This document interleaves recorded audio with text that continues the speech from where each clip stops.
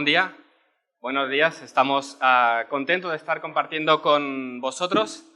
Hemos venido con mi esposa y mis dos hijos a disfrutar de este Día del Señor junto con vosotros. Os traemos saludos de la Iglesia Bautista de Manresa y, como decía, estamos contentos de estar aquí. Cuando me pongo aquí me doy cuenta que Juanma es muy alto. Este púlpito está hecho a medida. Y uno se da cuenta de que realmente se va haciendo pequeño, ¿no? Mi hijo ya me saca 2 palmos y aún no se va dando cuenta de esto. Bueno, pues vamos a tener este tiempo de oración. Antes de acercarnos a la palabra una vez más, voy a pedir al Señor que me dé también claridad a la hora de exponer su palabra. Señor, vengo delante de ti una vez más pidiéndote que tú nos bendigas, que tú nos dirijas, Señor, y que tú nos hables con claridad, Señor, que me ayudes en la exposición de la palabra y que tu Espíritu se mueva transformando corazones y trayendo salvación. En el nombre de Jesús. Amén.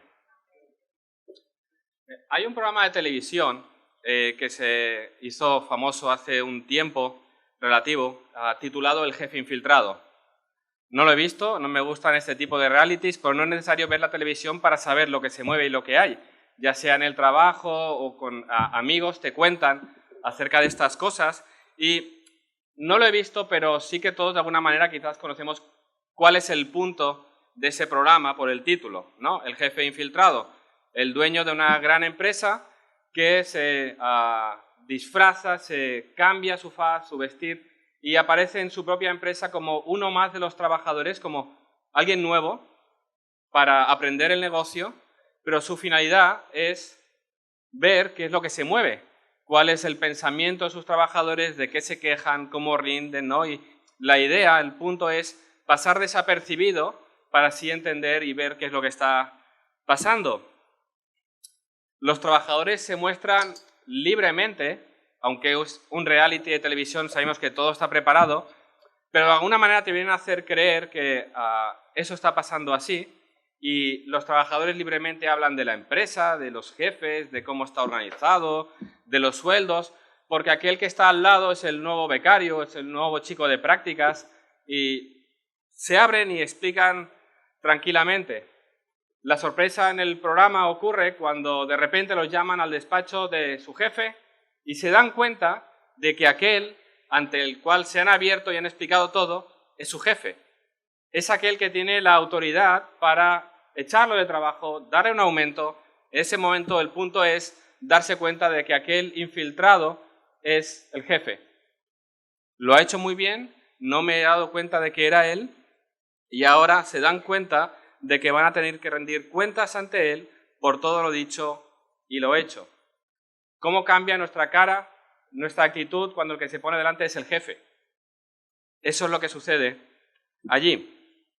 Esta mañana quiero que meditemos en un texto muy conocido, aquel relato que encontramos en el Evangelio de Marcos, capítulo 6, aquel relato tan conocido en el que vemos a Jesús andando sobre el mar, yendo a rescatar, a salvar a sus discípulos que están sufriendo por sus vidas en medio del mar, en una barca que está siendo azotada por los vientos y las aguas.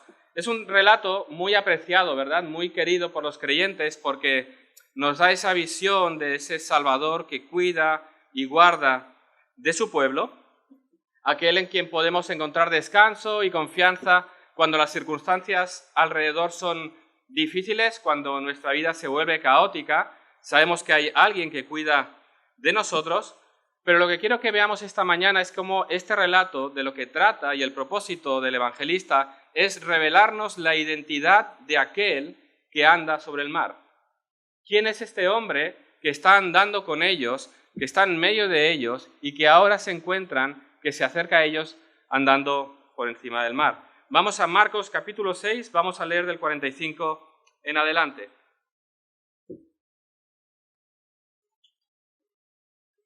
Dice así la palabra de Dios. Enseguida hizo a sus discípulos entrar en la barca e ir delante de él a Betsaida, en la otra ribera, entre tanto que él despedía a la multitud. Y después que los hubo despedido, se fue al monte a orar. Y al venir la noche, la barca estaba en medio del mar y él solo en tierra. Y viéndoles remar con gran fatiga, porque el viento les era contrario, cerca de la 4ª vigilia de la noche, vino a ellos andando sobre el mar y quería adelantárseles. Viéndole ellos andar sobre el mar, pensaron que era un fantasma y gritaron, porque todos le veían y se turbaron. Pero enseguida habló con ellos y les dijo, «Tened ánimo, yo soy, no temáis». Y subió a ellos en la barca y se calmó el viento, y ellos se asombraron en gran manera y se maravillaban, porque aún no habían entendido lo de los panes, por cuanto estaban endurecidos sus corazones.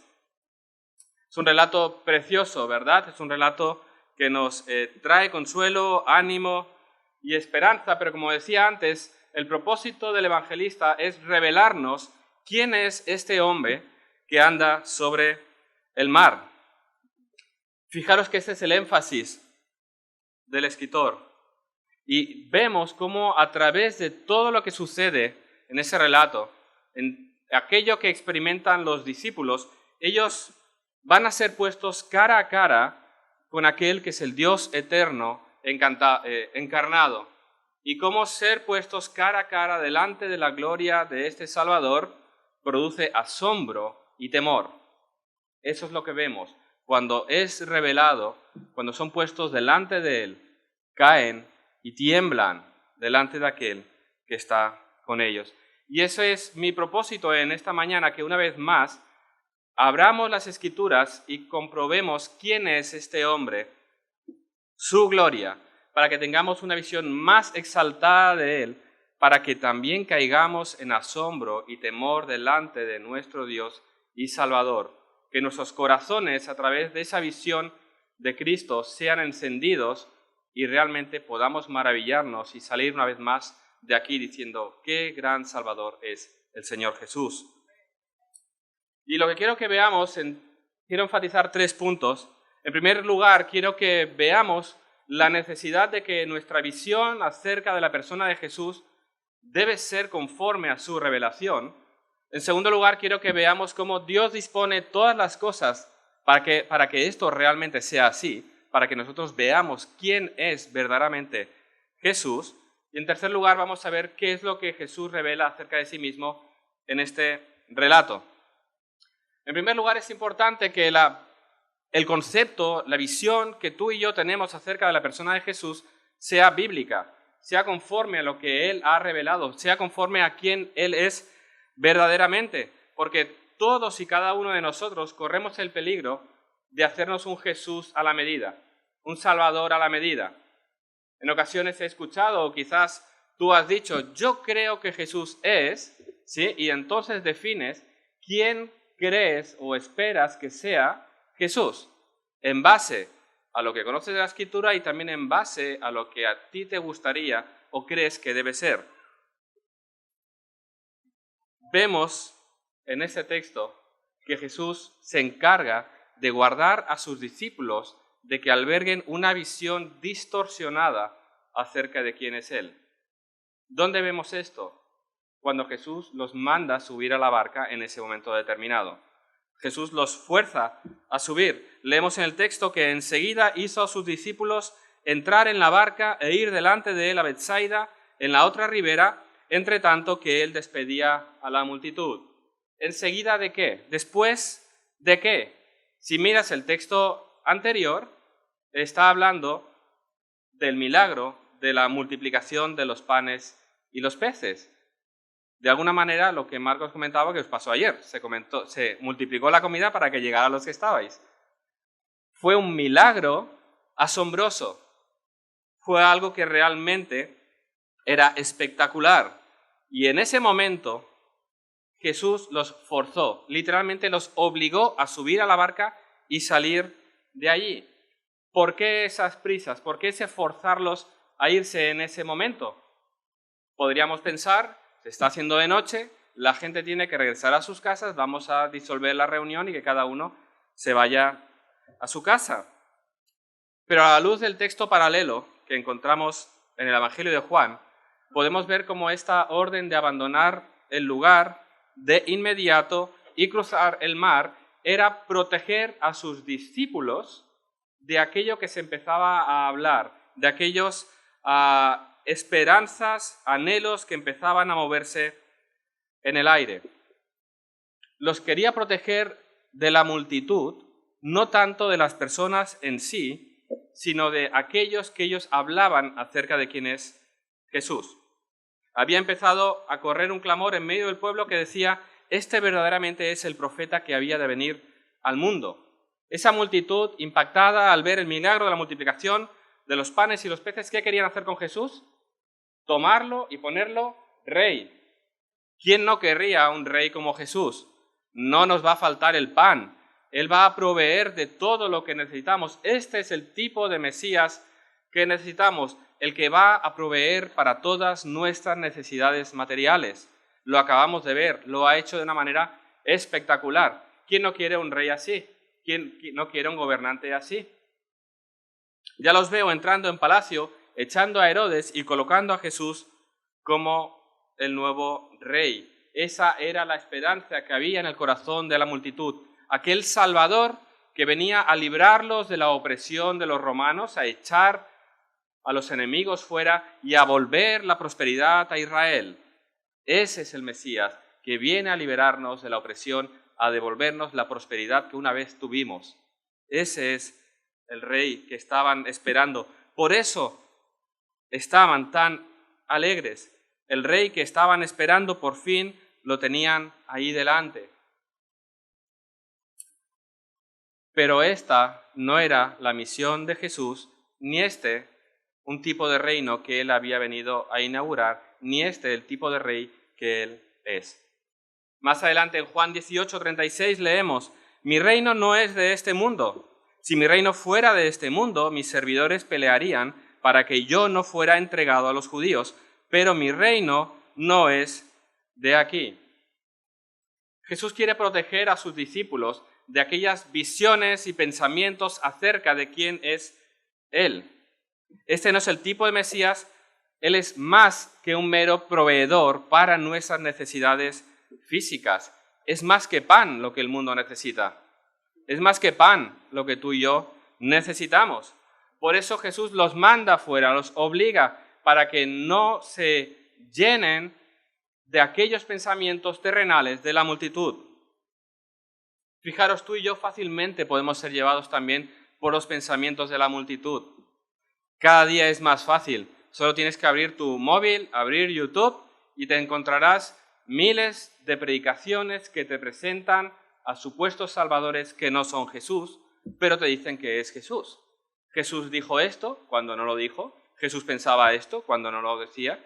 Jesús aceptaba esto cuando no lo aceptaba. Qué fácil es saturar nuestra mente con todos los mensajes acerca de la persona de Jesús.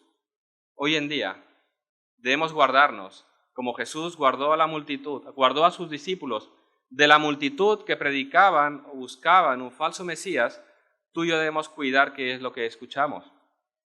¿Es este Jesús el bíblico?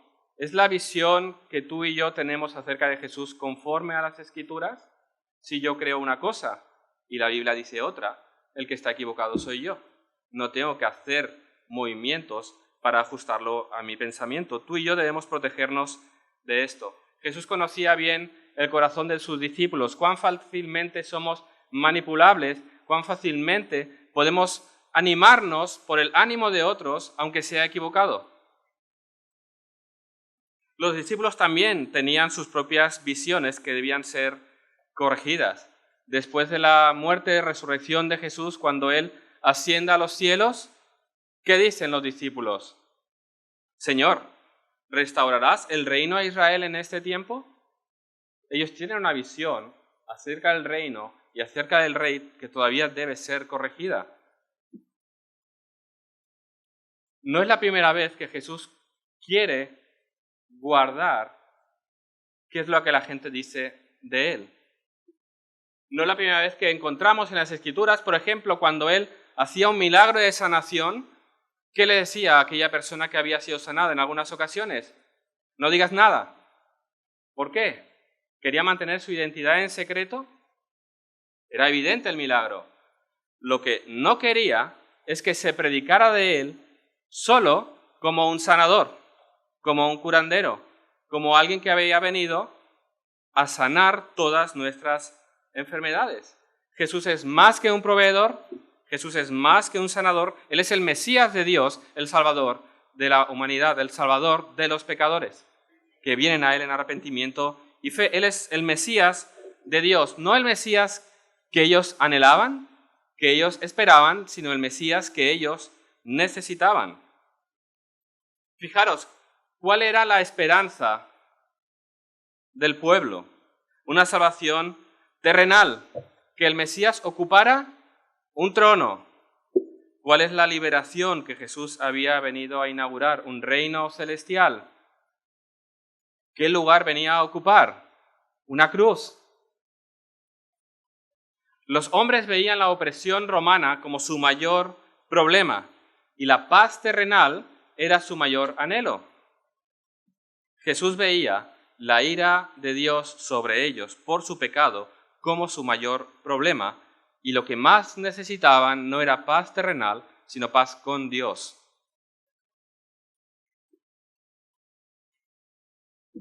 Cuán importante es que nuestra visión acerca del reino de Dios y del Rey sea bíblico, porque cualquier otro pensamiento acerca de Jesús es un ídolo. No existe, no salva. Los discípulos debían conocer bien quién es Jesús, por eso Jesús los fuerza a irse. Y ahora llegamos al segundo punto, que es donde vemos cómo Jesús se encarga no solamente de que no sean afectados por distorsiones acerca de Él, sino que les va a enseñar una vez más quién es Él. Y esto lo vemos en el texto. Jesús los salva de un problema y si te fijas, los saca de un problema y los mete en otro. Es curioso. ¿Qué es lo que sucede? Leemos en el texto que una vez que subieron a las barcas, Jesús despidió a la multitud y se dirigió a la montaña a orar.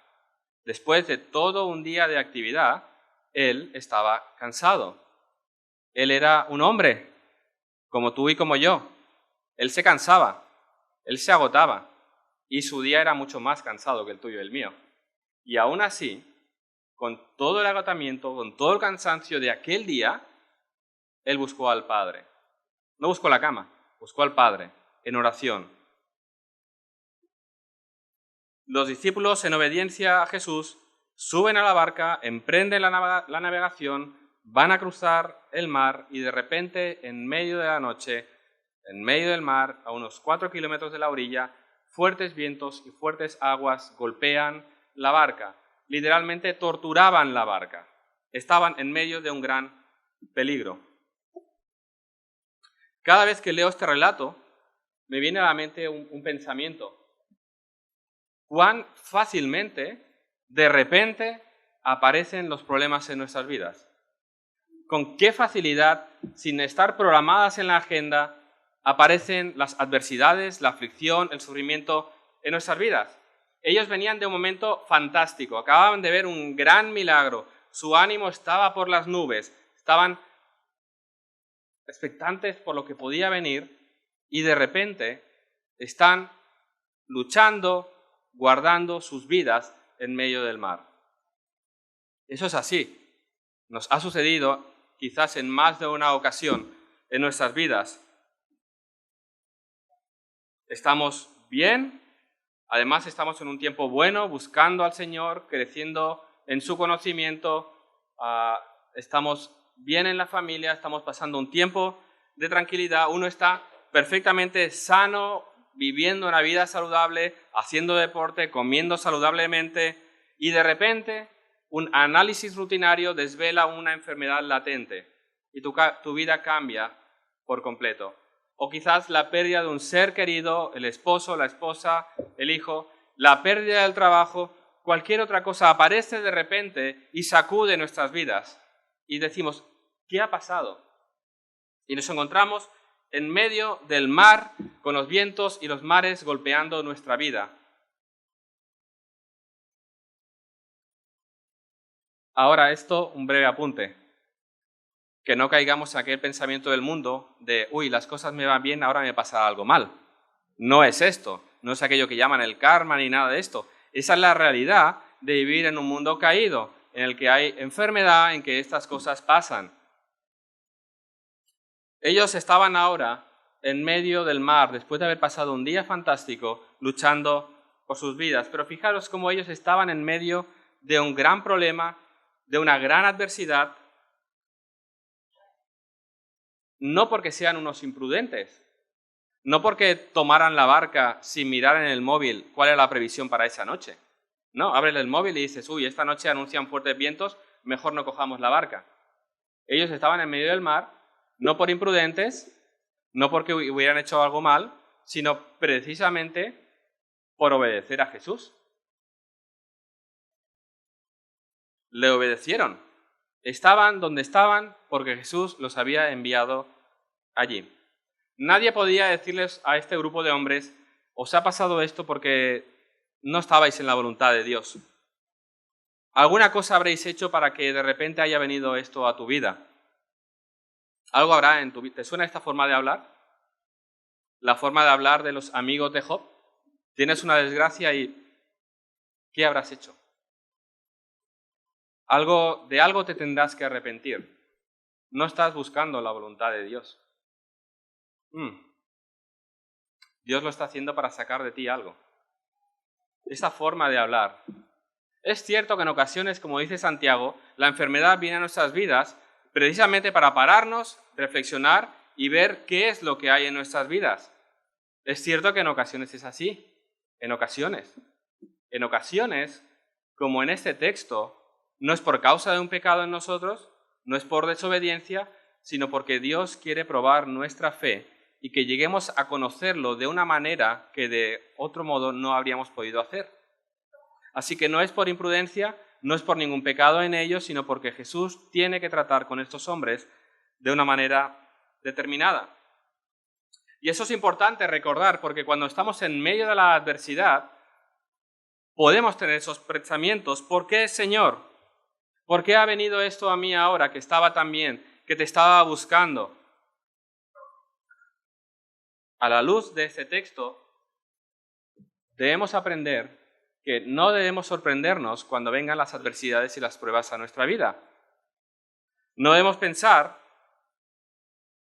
que es por algo que yo haya hecho, si no es así. Debemos ver si Dios está probando nuestra fe. Porque, como decía antes, Santiago dice que en ocasiones es por causa de alguna cosa en nosotros. Pero hay casos como estos en los que Dios prueba nuestra fe. Y cómo actuamos, cómo respondemos, cómo hablamos, qué pensamos, revela quién es Jesús para nosotros. Cuando tienes una visión pequeña de Jesús, realmente las adversidades son muy grandes. Hay veces que hay creyentes que tienen una visión tan pequeña de Jesús que realmente lo que sucede en este mundo se le escapa de las manos. Es necesario que estos discípulos pasaran por esta adversidad para darse cuenta de quién es Jesús. Es importante que tú y yo nos demos cuenta de que quizás Dios envía esa aflicción para que podamos experimentar y ver que Él es realmente bueno y qué significa esa bondad, que Él es poderoso y qué significa ese poder, que Él es nuestro único refugio y es necesaria esa adversidad para que salgamos corriendo hacia Él. Era necesario para descubrir quién es Jesús. Y fijaros, antes os decía que en aquel programa la gracia está en que el jefe permanezca infiltrado y nadie sepa quién es. Pero todo lo contrario, es Jesús. Él constantemente está hablando y haciendo cosas para demostrar quién es Él, que Él es el Rey, que Él es el Mesías, y lo hace todo de manera deliberada para llevarlos a esa confesión. Piensa en un momento todo lo que ha sucedido hasta ahora en el Evangelio de Marcos. ¿Qué es lo que Jesús les ha ido mostrando a estos discípulos? Os los voy a leer. Hasta aquí los discípulos han visto o experimentado la sanación de la suegra de Pedro, la sanación de multitudes, de muchos enfermos de diferentes enfermedades. Han visto la expulsión de demonios, la sanación de un leproso, la sanación de un paralítico, la sanación del hombre de la mano seca. Le han visto calmar los vientos y el mar con su palabra desde una barca sacudida por el mar. Lo han visto sanando a un hombre poseído por una legión de demonios.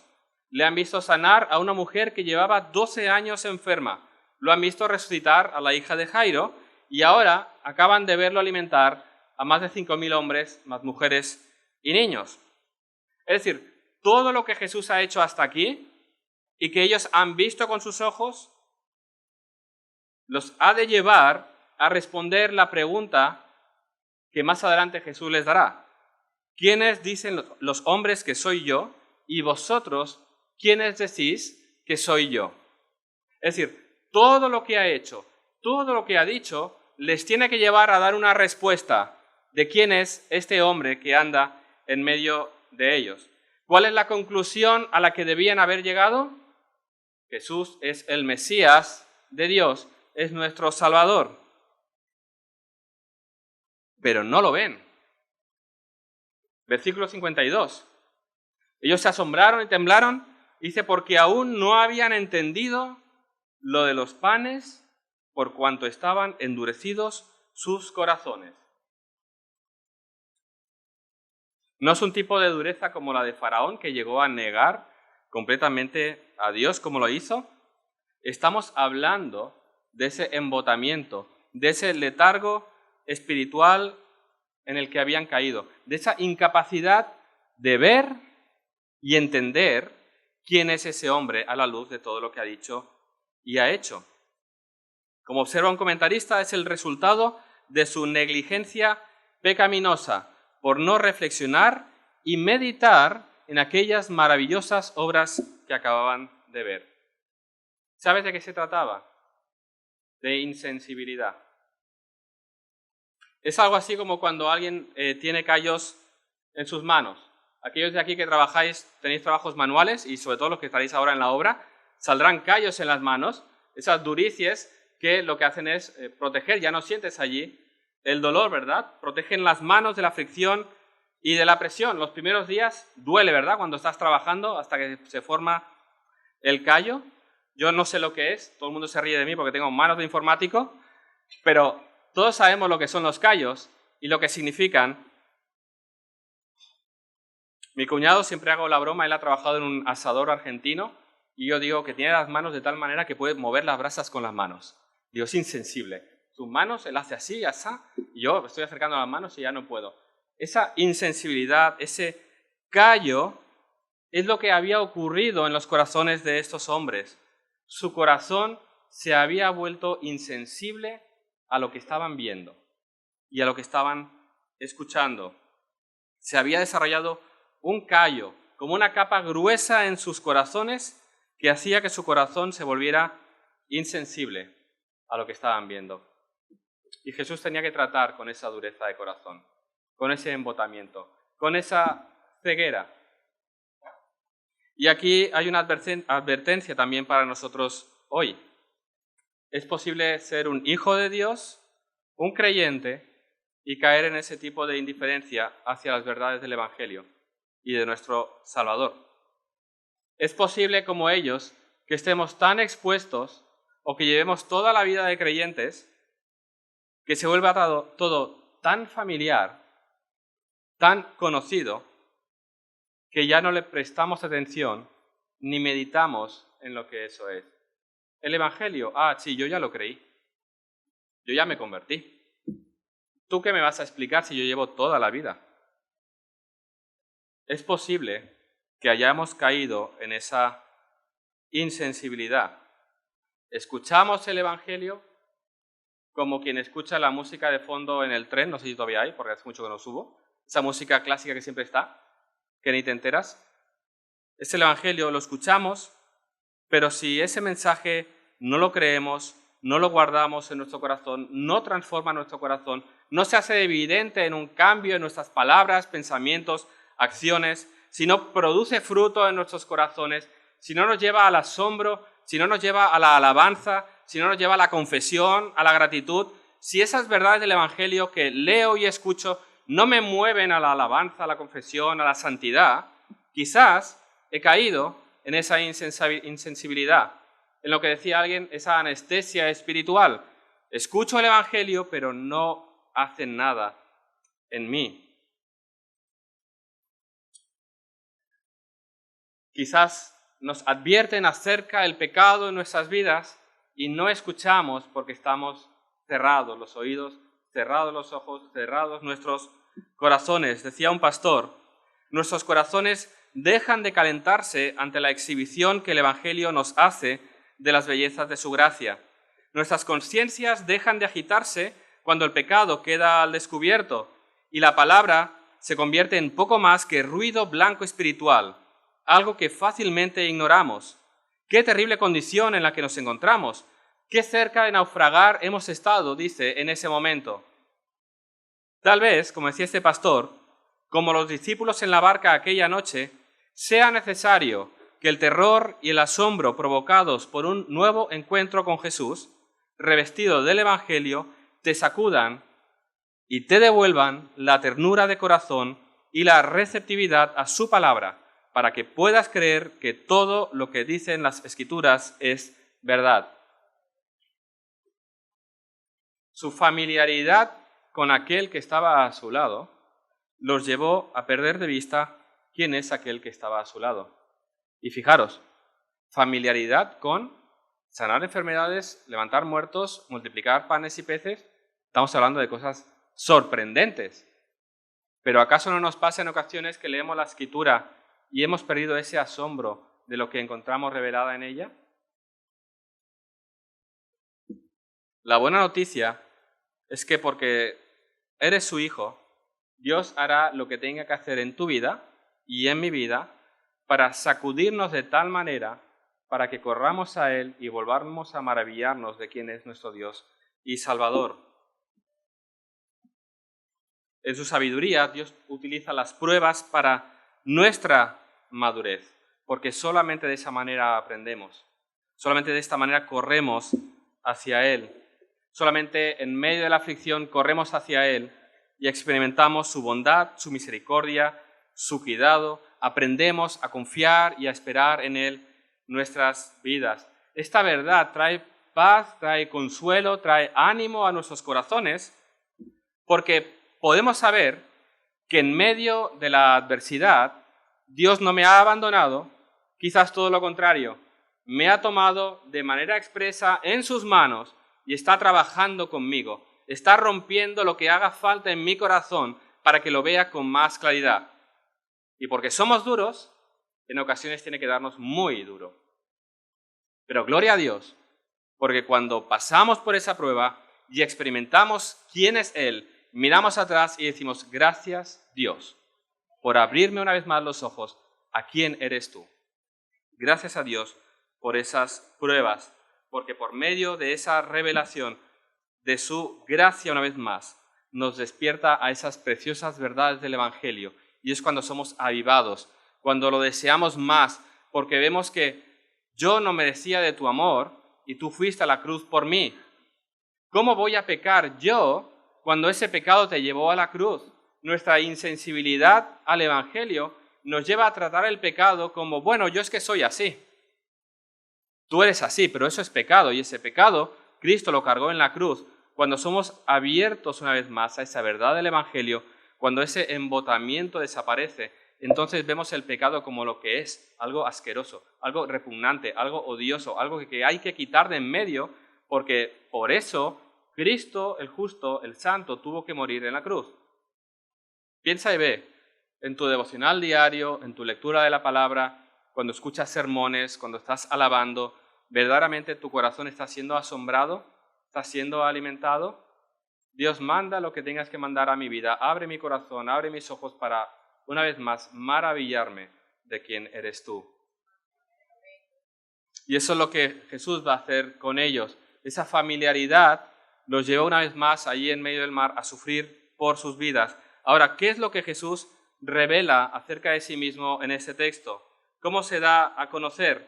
¿Cómo se nos da a conocer también a nosotros cuando vemos este texto? En primer lugar, como ese buen pastor, como ese Salvador que cuida y protege a su pueblo. Esa es la gran, preciosa verdad del Evangelio, que Él cuida de ti y de mí. ¿Dónde estaba Jesús en el momento en que los discípulos estaban sufriendo el azote del mar y de los vientos?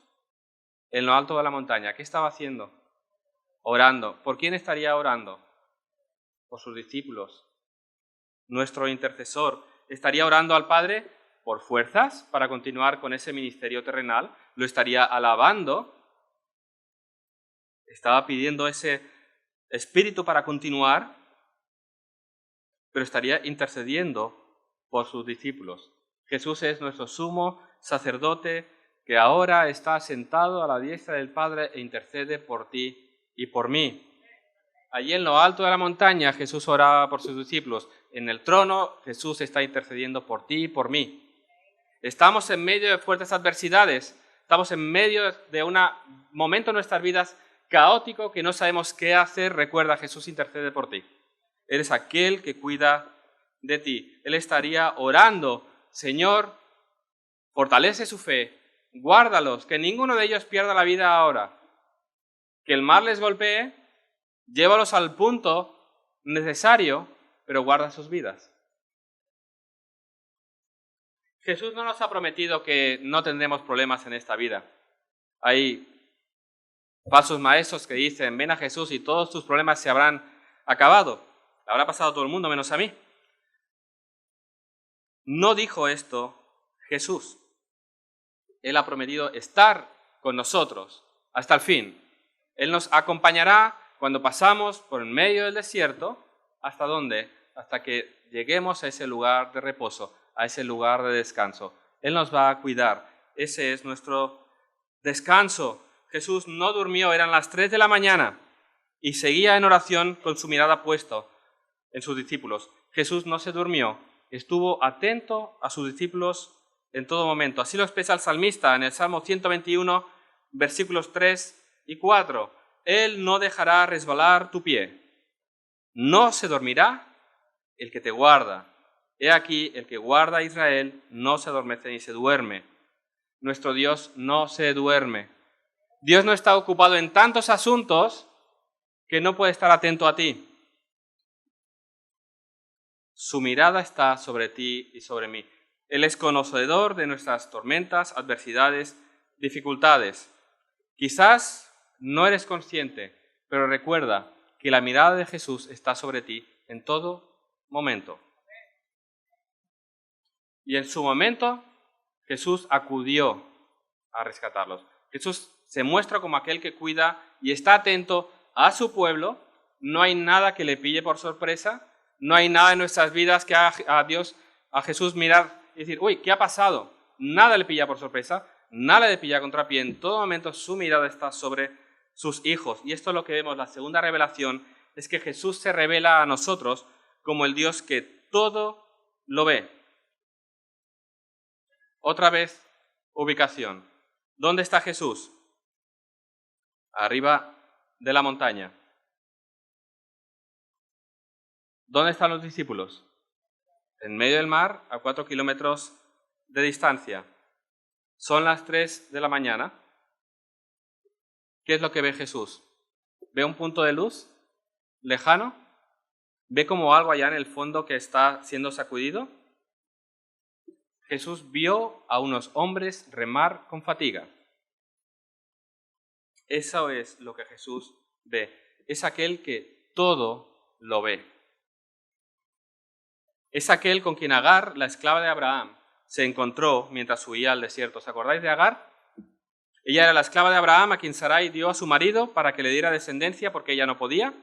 Una vez concibió de Abraham, Sarai empezó a rechazarla, de modo que la mujer tuvo que huir al desierto y ahí, junto a una fuente de agua en el desierto, Agar tiene un encuentro con el ángel de Jehová, con Jesús preencarnado. Y allí este ángel del Señor le pregunta, Agar, sierva de Sarai, ¿de dónde vienes tú y a dónde vas? Y ella respondió, huyo de delante de Sarai, mi señora.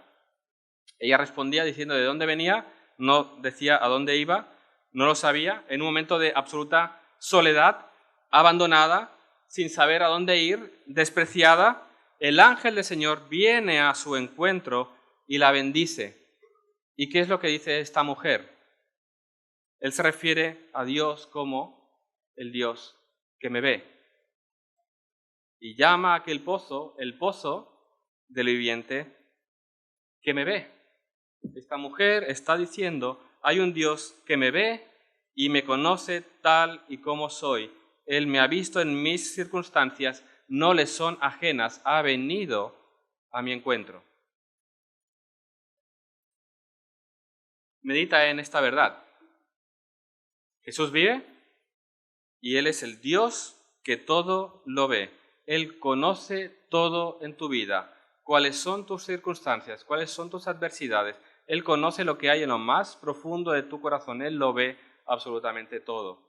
Cuando acudimos a Él en oración, no le contamos nada que Él no sepa. Venimos a Él en oración reconociendo nuestra necesidad de Él y de que su Espíritu obre en nosotros, pero no le contamos nada nuevo. Él lo ve todo. Toda nuestra vida está expuesta delante de Él. Él tiene su mirada puesta sobre nosotros. Conoce la adversidad. Cuando crees que estoy solo, nadie me entiende, nadie conoce por lo que estoy pasando, te sientes como Agar, que no sabes a dónde vas, qué será, recuerda que el ojo de Jesús está sobre ti y Él todo lo ve. Nuestra vida está completamente abierta delante de Él. Y ahora un breve apunte. Eso es una verdad preciosa porque nos recuerda que en medio de la adversidad, allá donde estemos, su mirada está sobre nosotros. Pero esa verdad nos tiene que mover a la santidad. Dios todo lo ve. No hay nada oculto delante de Él. Mis pensamientos están completamente delante de Él. No hay un lugar al que yo me pueda huir, que me pierda de su visión, de su presencia. No hay un lugar en lo más oscuro de mi habitación donde yo me pueda esconder de su mirada. ¿Recordáis cómo lo dice el salmista en el Salmo 139, del 7 al 12?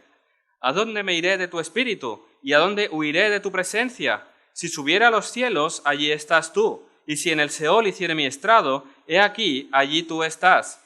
Si tomare las alas del alba y habitare en el extremo del mar, aún allí me guiará tu mano y me asirá tu diestra.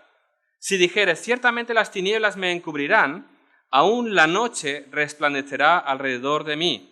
Aún las tinieblas no encubren de ti, y la noche resplandece como el día, lo mismo te son las tinieblas que la luz. ¿Dónde me voy a esconder de Dios? En ningún lugar. ¿Me puedo esconder de las personas? Puedo hacer fachadas para que nadie vea lo que hay en mi corazón. Puedo disimular y esconderme, pero hay uno delante del cual no me puedo esconder. Ahora, eso no nos va a llevar al terror, sino a la santidad. ¿Cómo voy a hacer esto si Él me está mirando? Esa es la respuesta fácil. Puedo hacer esto, puedo mirar esto. Recuerda, Jesús está contigo. Él te está viendo qué estás haciendo, qué estás pensando. Eso es el gran aliciente para la santidad. ¿Cómo voy a hacer esto delante de aquel que me ve?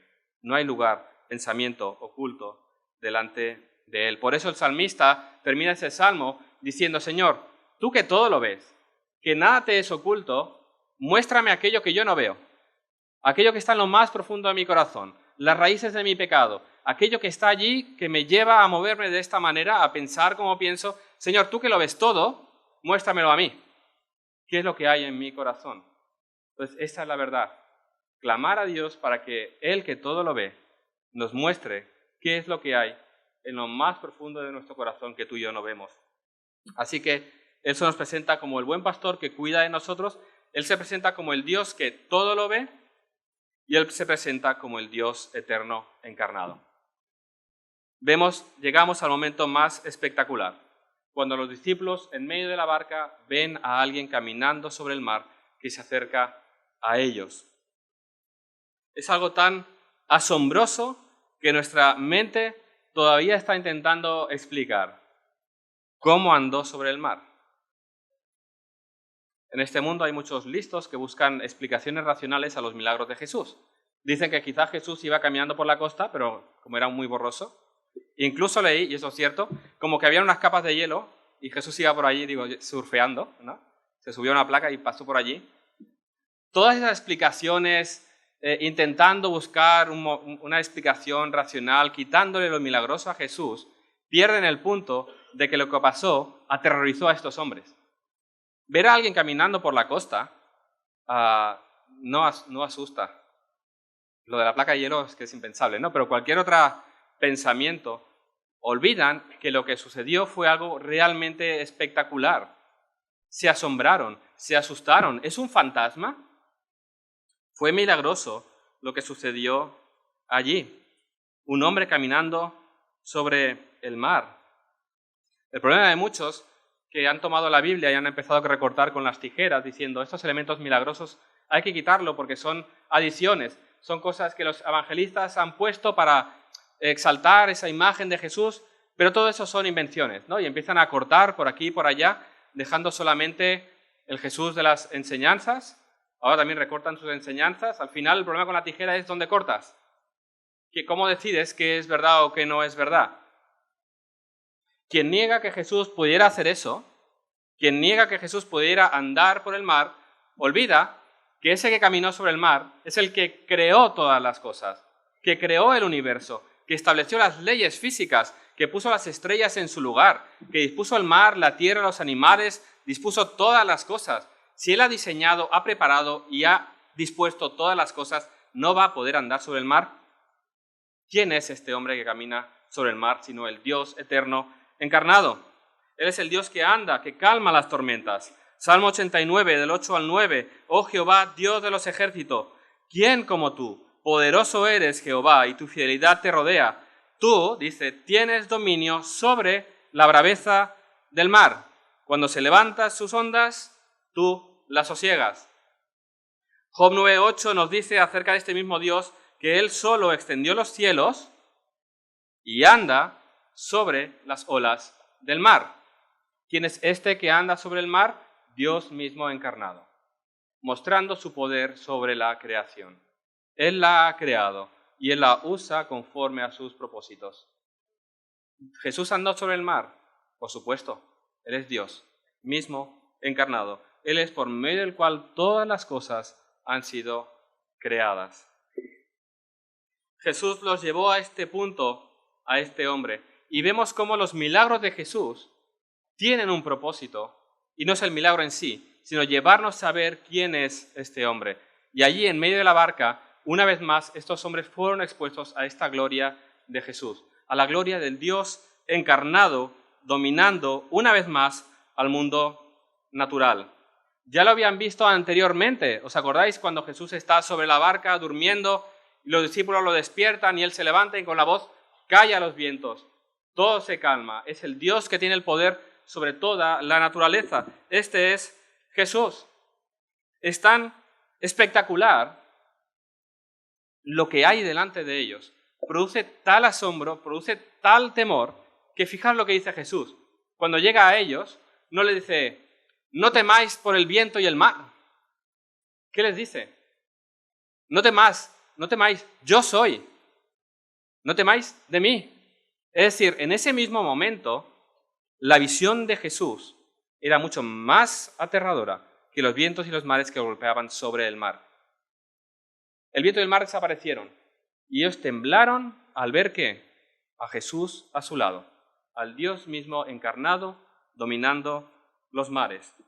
Soy yo, tened ánimo. Fijaros cómo ser puestos cara a cara con Jesús produce asombro, produce temor. Nuestras bocas se quedan calladas. ¿Quién es este? Es Dios mismo encarnado. No son los fuertes vientos, no es el mar que amenaza. Jesús no le dice, no temáis de las olas, no temáis de los fuertes vientos, no temas, yo estoy delante de vosotros. Es posible, como decía antes, que nos cueste entender el temor y el terror que experimentaron los discípulos en ese mismo momento delante de la presencia de Jesús, cuando pudieron ver ese pequeño destello de la gloria divina. Si eso es así, como decía un pastor, es probable que, aunque confesamos la deidad de Cristo con nuestros labios, como un artículo de fe, hemos domesticado a Dios. Lo hemos domesticado tanto que nuestro Jesús nunca podría suponer ningún tipo de amenaza para nuestra comodidad o para nuestra tranquilidad. Dice que el resultado es que con demasiada facilidad acabamos espiritualizando esta historia. Acabamos leyéndola como una ilustración de la forma en que Jesús calma las tormentas de nuestras vidas o algo por el estilo, en lugar de ver lo que realmente quiere decir Marcos, que estar en la presencia de aquel hombre que podía llamarse a sí mismo Yo soy, Yahvé, es mucho, mucho más desconcertante que el viento y las olas que azotaban a los discípulos aquella noche. Si Jesús nunca tiene que decirte no temas cuando estás en su presencia, todavía no tienes una visión bíblica del Cristo que ahora está sentado a la diestra del Padre en majestad en las alturas. Termina diciendo que esta es una historia sobre la revelación y desafía a nuestro Jesús domesticado y manso. Dice que estar en la presencia de este Jesús es algo solemne y temible. ¿Es esta la visión de Jesús que tú tienes? ¿Es este Jesús glorioso? ¿Es ese Jesús todopoderoso? ¿Es ese Jesús delante del cual nuestras rodillas se postran diciendo, Señor, tú eres el Dios de mi salvación, tú eres el Rey del universo? ¿Cuántas cosas cambiarían en mi vida, en mi familia, en mi iglesia, en mi trabajo, si fuera más consciente de quién es Jesús? ¿Cómo cambiarían mis pensamientos? ¿Cómo cambiarían mis anhelos? ¿Cómo cambiaría mi alabanza? ¿Cómo cambiaría mi religión? ¿Cómo cambiaría mi implicación con la iglesia? ¿Cómo cambiaría mi dedicación a mi familia, al cuidado de mi familia espiritualmente, la educación de mis hijos, mi testimonio en medio del mundo? ¿Cómo cambiaría si hoy somos conscientes delante de quién estamos? ¿Cómo cambiaría nuestra vida al recordar que el Dios eterno se hizo hombre y vivió en medio de nosotros y dio su vida por miserables pecadores como tú y como yo, que merecíamos la muerte? ¿Cómo cambiaría cuando recordamos que hay uno sobre el cual pasaron las aguas del juicio de Dios? Alguien que fue sometido a la mayor de las tormentas imaginables. Aquel que fue realmente desamparado completamente en aquella cruz. Aquel a quien nadie vino a rescatar. Aquel que quedó solo en aquella cruz. Sus amigos lo abandonaron. Su padre le desamparó. Los vientos y las olas de ese juicio divino cayeron completamente sobre él, que murió en la cruz por nuestros pecados. Jesús acudió al rescate de sus discípulos. Ellos fueron librados. Jesús quedó absolutamente solo. Nadie lo libró y murió derramando su sangre en aquella cruz. Y murió esto sin merecerlo. Sufrió el desamparo del Padre para que tú y yo ahora no fuéramos desamparados. Sufrió la ira divina que tú y yo merecíamos para que ahora disfrutáramos de su favor. El infierno mismo cayó sobre él para que tú y yo disfrutáramos del cielo por toda la eternidad. ¿Cuándo cambiaría nuestras vidas si entendiéramos mejor el Evangelio? Si entendiéramos verdaderamente que ninguno de nosotros merece estar aquí en alabanza delante de Él. Si entendiéramos bien el Evangelio, nuestras vidas cambiarían. Que el Señor abra nuestros ojos, nuestras mentes, que haga lo que tenga que hacer para que realmente esto sea así. Y Dios envíe lo que tenga que enviar. Decía Spurgeon, he aprendido a besar las olas que me lanzan contra la roca de los siglos. He aprendido a amar las pruebas que me acercan más a mi Señor, porque lo que más necesito es crecer en el conocimiento de mi Señor para que mi vida verdaderamente le traiga gloria y honra a Él. Señor, abre mis ojos, abre mi corazón, haz lo que tengas que hacer, pero hazme un siervo fiel, hazme un hombre o una mujer conforme a tu voluntad para tu gloria. Que sea así. Señor, venimos delante de ti, dándote gracias por ese precioso evangelio, dándote gracias, Señor, porque aún sin merecerlo, tú entregaste a tu propio Hijo en aquella cruz, quien sufrió la mayor de las adversidades, quien sufrió el mayor de los dolores, quien cargó sobre sí toda tu ira, quien satisfizo tu justicia en nuestro lugar. No podemos más que darte gracias y alabarte y bendecirte por ello. Y te pedimos, Señor, que abras más y más nuestras mentes, nuestros corazones, que seamos transformados más y más por este evangelio, que tu Espíritu se mueva en medio de nosotros, encendiendo nuestros corazones, y que nos maravillemos y nos asombremos y nos rindamos ante ti, entregando nuestras vidas por completo a ti. Te pertenecemos, Señor. Tú nos has comprado con esa sangre preciosa. Bendícenos como pueblo para que vivamos para tu gloria. Señor, haz lo que tengas que hacer para que nuestras vidas te glorifiquen, para que nuestros corazones sean más conforme a tu voluntad, para que nuestras vidas sean más santas, para que no caigamos en la anestesia espiritual, para que no nos volvamos insensibles a la verdad del Evangelio. Sacúdenos, Señor, para que acudamos a ti una vez más y podamos disfrutar de esa realidad de que tú estás por nosotros hasta el fin. En el nombre de Jesús. Amén.